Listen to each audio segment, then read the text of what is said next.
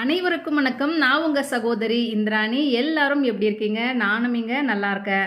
பணம் சேர்க்கும் வித்தை அப்படின்னு ஏன் சொன்னேன் அப்படின்னா, பணத்திற்கான குணம் அப்படின்னு ஒன்று இருக்கு. அதை கண்டுபிடிச்சிட்டிங்க அப்படின்னா எல்லாருமே பணக்காரர் தான். பணம் அப்படின்னா நாம் ஒன்று செய்ய நினைக்கிறோம் அப்படின்னா அந்த பணம் அப்படின்றது 10 செய்யும். அதுக்கு அதை நம்ம கண்டுபிடிக்கிறதுக்காக இன்னைக்கு என்ன செய்யணும் அப்படின்றத சொல்ல போகிறேன். இந்த பணத்திற்கான குணத்தை பற்றி தான் நம்ம இன்னைக்கு வீடியோவில் பார்க்க போகிறோம்.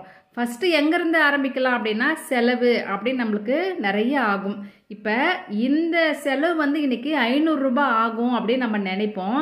ஆனால் ஆயிரங்களில் ஆகும் அப்படின்னு நம்ம கண் கூட பார்த்துருக்கோம். ஆமாங்க, நான் மார்க்கெட் போனேன், ஒரு 500 ரூபாய் எடுத்துன்னு போனேன். இதுதான் செலவு ஆகும் அப்படின்னு சொல்லிட்டு எடுத்துன்னு போனேன். ஆனால் அது இது எல்லாமே வாங்கி நம்ம அக்கௌண்ட் ஃபோன்லேருந்து நம்ம பணத்தை கொடுக்குற மாதிரி ஆயிடுச்சு, அந்த மாதிரி செலவாயிடுச்சின்னு சொல்லுவோம். இது என்ன காரணம் அப்படின்னா, இந்த பணத்திற்கான குணம் அப்படி தான் சொல்லுவேன். உங்களுக்கு இது ஏன்னா இதில் கடைசியாக உங்களுக்கு ஒரு ஆன்சர் கிடைக்கும். அதை பண்ணிங்க அப்படின்னா பணம் நிறைய உங்களால் சேர்க்க முடியும்.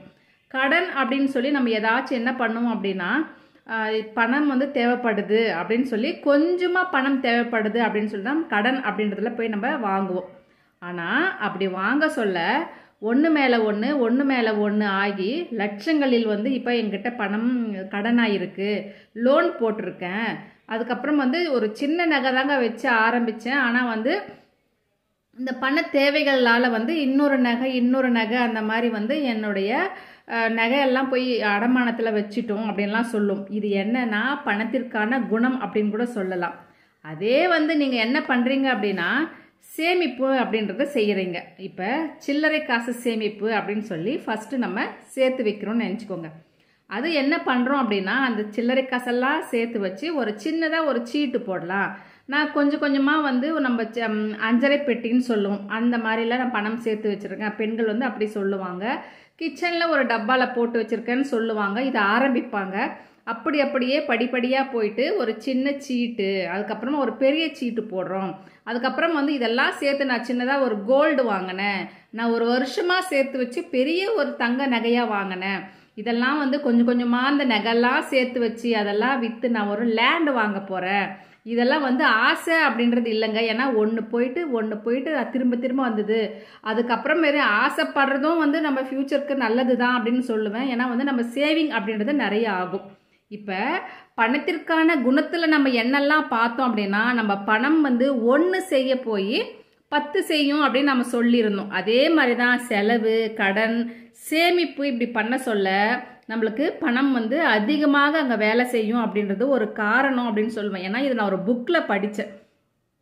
அப்போ தான் நம்ம என்ன பண்ணோம் அப்படின்னா, சேமிப்பு அப்படின்றத அதிகப்படுத்தணும். அது 1 ஆச்சு 2 ஆச்சு அப்படியே பல மடங்கு ஆகும்.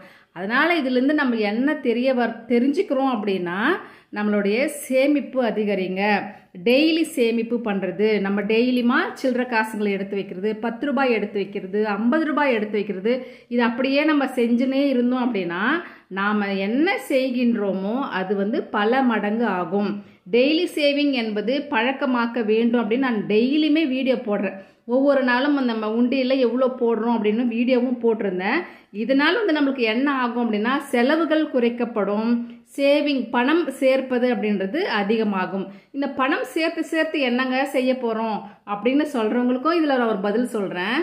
இப்போ ஒரு 30 டேஸ் 30 நாளில் நம்மளுக்கு எதனா ஒரு பிஸ்னஸ் பண்ணுறோம், இல்லை வருமானம் வருது, அப்புறம் மாத சம்பளம் வருது, இப்படி ஏதாச்சும் வந்தால் கூட ஃபஸ்ட்டு நம்ம கணக்கு போடுறோன்னா பட்ஜெட் போடுறோம். இதுக்கு இவ்வளோதான் செலவு, இவ்வளோதான் செய்கிறோம் அப்படின்னு நம்ம செய்கிறோம். அதுக்கப்புறம் சேவிங் என்னென்னலாம் இருக்குது அப்படின்னு நம்ம சேர்த்து வைக்கிறோம். அதுக்கப்புறமா இது தேவையா, இது நம்ம செலவு செய்யணுமா அப்படின்னு நம்ம செலவு செய்கிறோம். அது எல்லாம் ஏன் பண்ணுறோம் அப்படின்னா, இந்த சேர்ப்பது, சேமிப்பு இது எல்லாமே வரும் காலங்களில் நமக்கு கவலை என்பது இல்லாமல் இருப்பதற்கு அப்படின்னு நம்மளுக்கு முக்கியம். ஏன்னா நம்ம இந்த வயசில் நம்ம விட்டுட்டு வயசான பிறகு நம்ம அப்போ இதை செஞ்சுருக்கலாமே, அப்போ நம்ம ஒரு சம்பளத்தை மட்டும் நம்பி இருந்தோம். இந்த வருமானம், இந்த சம்பளம் வர்றதுக்கு வேறு வழிகளில் இதெல்லாம் சம்பளம் நம்ம சேர்த்து வச்சுருந்தா நம்மளுக்கு யூஸ் ஆகிருக்குமே அப்படின்னு ஃப்யூச்சரில் நம்ம கவலைப்பட்டு நம்மளுக்கு பிரயோஜனம் இல்லை. அதனால் சேவிங் என்பது முக்கியம் அப்படின்னு சொல்லி நான் இந்த வீடியோவில் சொல்கிறேன். நம்ம நிறைய சேவிங் வீடியோ பார்த்துருப்போம். நம்மளுடைய ஒரு கமெண்ட் ஒன்று இருந்துச்சு, நீங்கள் டெய்லி சேவிங் பற்றி போடுறீங்க, எங்களால் சேவிங் பண்ணவே முடியல அப்படின்னு சொல்கிறீங்க. வருமானம் என்பது நீங்கள் அதிகரிச்சிங்க அப்படின்னா சேமிப்பு என்பது அதிகமாகும். இதை கண்டினியூவாக செஞ்சு பாருங்கள். எந்த ஒரு விஷயத்தையும் நம்ம பழக்கமாக மாற்றினா மட்டும்தான் அது கடைசி வரைக்கும் நம்மளுக்கு பெரிய விஷயமா மாறும் அப்படின்றது உண்மை. இந்த வீடியோ பிடிச்சிருக்கு அப்படின்றவங்க, எனக்கு யூஸ்ஃபுல்லாக இருக்குது அப்படின்றவங்க லைக் பண்ண மறக்காதீங்க. புதுசாக பார்க்குறவங்க சப்ஸ்கிரைப் பண்ணி வச்சுக்கோங்க. நாளைக்கு பார்க்கலாம்.